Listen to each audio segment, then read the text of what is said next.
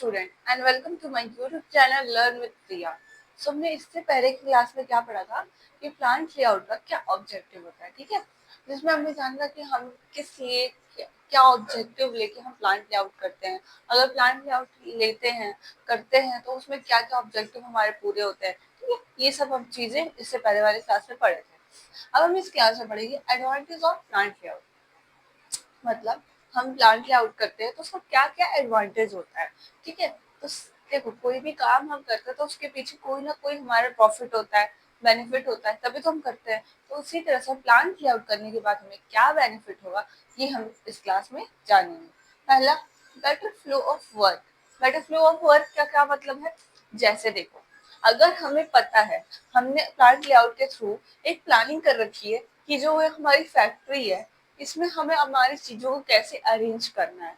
तो हमने अपने वर्क के अकॉर्डिंग, मतलब हम जिस तरह से काम करने वाले हैं, वर्कर किस तरह से कंफर्टेबल होंगे, लेबर किस तरह से कंफर्टेबल होंगे, एक मैनेजर कैसे कंफर्टेबली अपने गोल्स को अचीव करवा सकता है, ये सारी चीजों को ध्यान में रखते हुए जब हम अपनी फैक्ट्री में मशीनरीज को, रॉ मटेरियल्स को, जो भी सामान है, हम उसको अगर प्रॉपरली अरेंज करते हैं तो इसकी वजह से क्या होगा।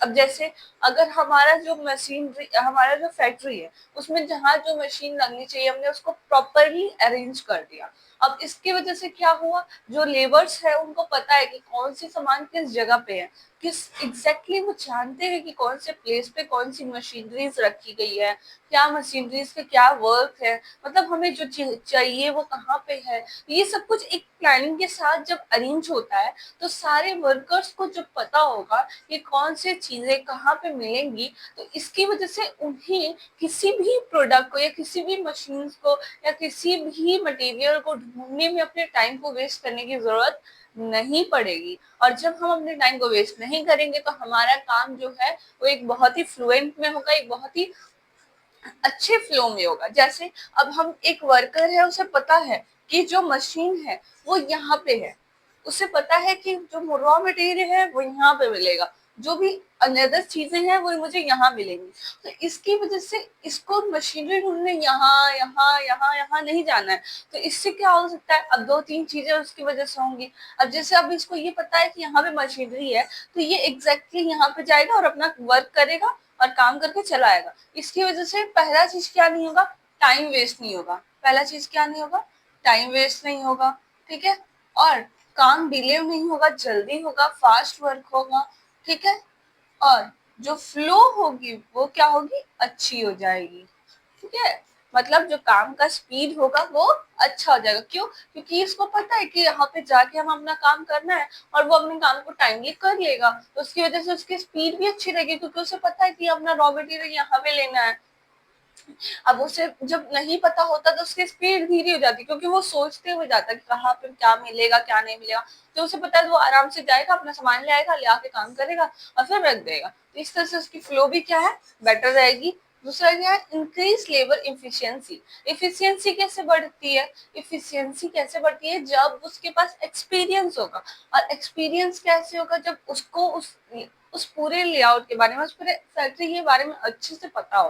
तो ही एक्सपीरियंस में क्या होता है, एक्सपीरियंस यही चीज होती है जिसमें जो काम करने वाला है उसे हर चीज का एक अच्छा आइडिया हो कि क्या चीज कैसे होती है, क्या चीज कहाँ से लेते हैं, कैसे किस चीज का वर्क होता है। ये सब चीजें जब पता होती है तो इसी को एक्सपीरियंस बोलते हैं। तो वही एक्सपीरियंस क्या होती है, एफिशिएंसी में बदलती है। तो इंक्रीज लेबर एफिशिएंसी बढ़ती है, जिसमें होता है कि क्या, वो अपना काम जो है अच्छे से करेगा, टाइमली करेगा, ठीक है।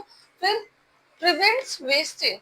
वेस्ट मीन्स प्रिवेंट्स वेस्ट क्या, जैसे हमने अभी बताया कि अगर कोई भी चीज अरेंज करके रखी गई है, इसकी वजह से हमारा टाइम नहीं वेस्ट होने वाला है।